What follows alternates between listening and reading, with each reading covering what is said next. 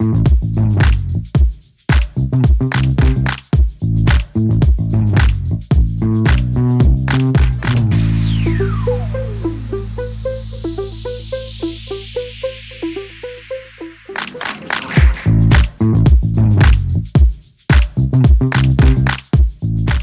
structure, le CIPRE, c'est une association de 3 collèges, en gros, qui co-gèrent et qui cofinancent le CIPRE un tiers, État, industriel, collectivité.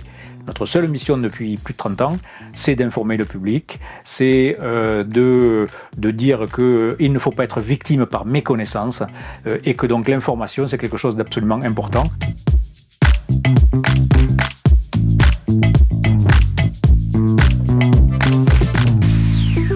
Les enjeux, c'est évidemment connaître les aléas potentiels, que ce soit du nucléaire, de l'inondation, du séisme, etc. Aujourd'hui, on parle même d'ouragan ou de Médicane en Méditerranée, donc on a la potentialité peut-être d'avoir des très forts vents et des très fortes pluies. Donc connaître bien les aléas, première chose. Les surveiller, informer les gens pour savoir qu'est-ce qu'ils peuvent faire quand on est confronté à ça. À côté, prévoir comment on va lutter contre cet événement. On est sûr que l'événement se produira parce que la prévention, c'est essayer de tout faire pour que l'événement n'arrive pas. Mais on sait qu'il arrivera.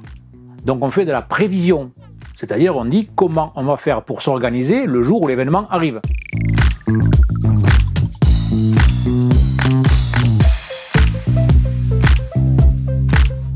C'est vrai qu'au départ, les industriels ne sont pas du tout crédibles. On parlait de crédibilité, de légitimité. Un industriel, quand on dit aux gens qui allez-vous croire si on vous parle de risque industriel, les gens vont dire mais pas l'industriel. Parce que s'il en dit un peu, c'est qu'il en cache beaucoup. C'est pas du tout vrai. C'est pas du tout vrai parce que les industriels, ils sont très conscients.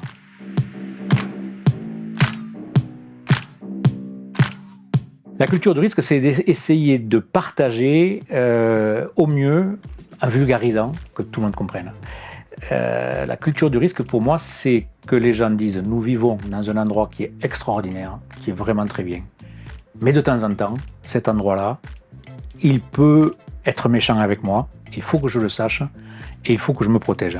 Mais c'est pas pour ça qu'il faut partir, c'est pas pour ça qu'il faut avoir peur. Il faut juste savoir. »